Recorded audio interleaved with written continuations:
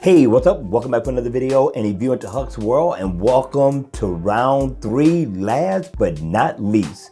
All right, you all, another freebie is here.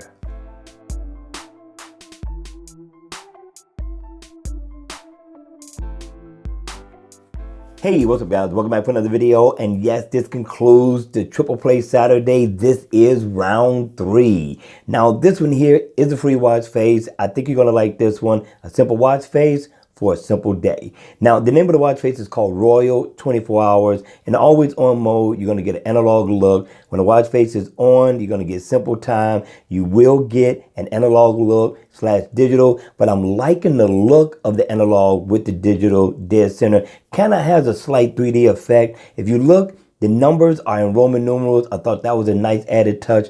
I like the smooth hand of the second hand that's going around the bezel of the watch. Really gives this a real nice look, and you get info on your battery as well. Now, you can't customize the color or anything like that, but remember, it's a free watch face. Very basic, very simple, very nice. All right, you all, if you enjoyed the video, make sure you hit the like button on the way out. And if you want to see more, then subscribe to my channel.